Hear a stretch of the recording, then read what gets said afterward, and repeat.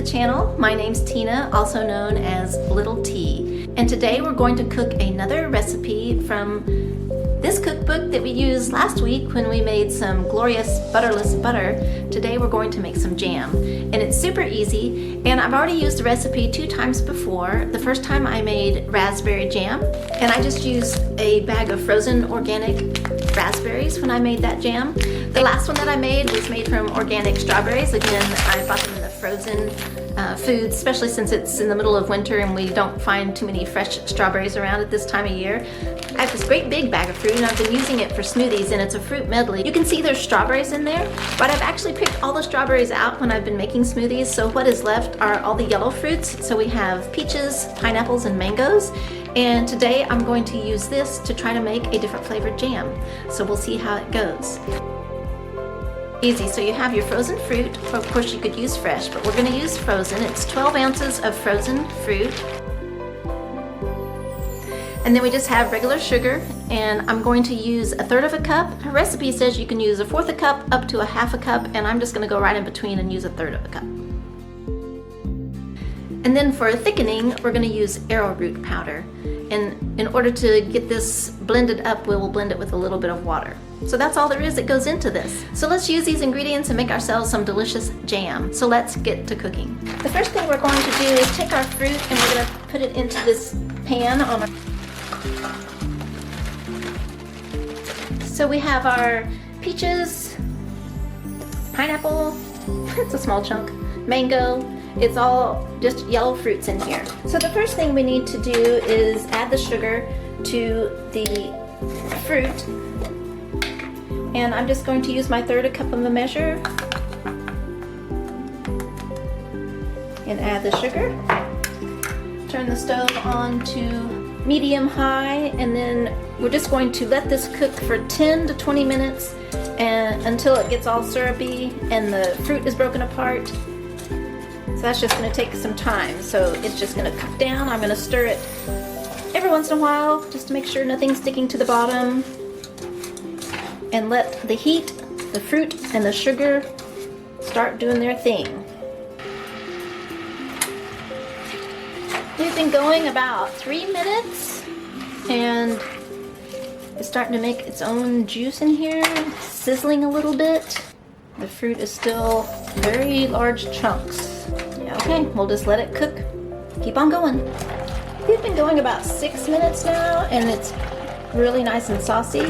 I'm gonna turn the heat down to medium and just to continue to let the fruit cook for another 10 or so minutes.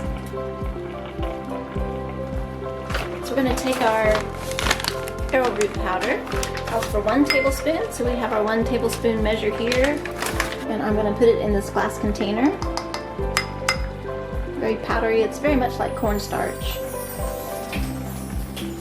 Then the recipe calls for 2 tablespoons of water. So there's 1 and 2. Then we'll stir that together.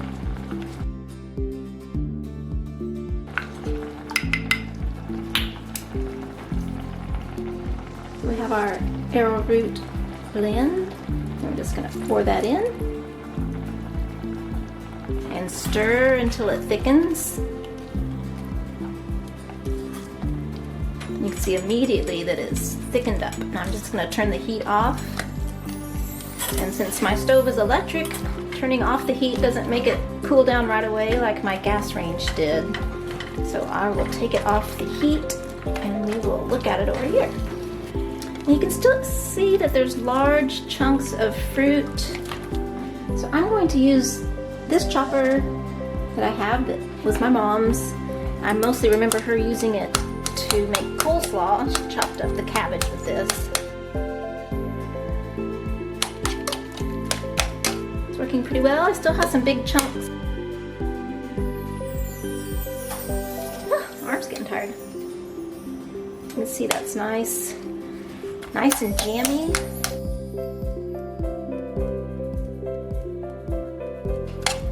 This looks just about right. You can get a good look at that.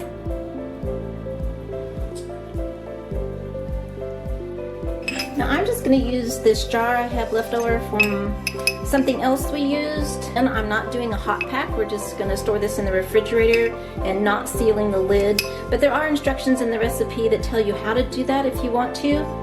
Again, we're making this from the same book that we did last week, and it's Miyoko Schinner's The Homemade Vegan Pantry. And the recipe we're using is jam, the easy cheat method. So if you get the cookbook, you can also follow these directions. I have this funnel I'm going to use. It's really convenient, it just pops right open. We're going to take our jam and just let it pour into the jar.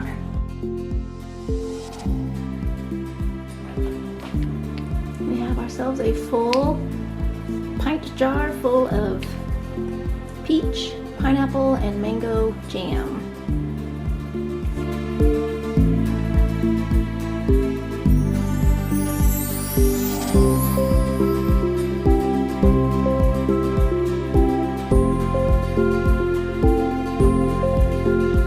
I hope you enjoyed following along as we made this recipe for a really easy jam. Today it was peach, pineapple, and mango. If you think you'd like to make this recipe, or maybe even the one I made last week, consider buying the cookbook by Miyoko Schinner, The Homemade Vegan Pantry. I think you'll be glad you did. I hope you have a great week, and we'll see you next time.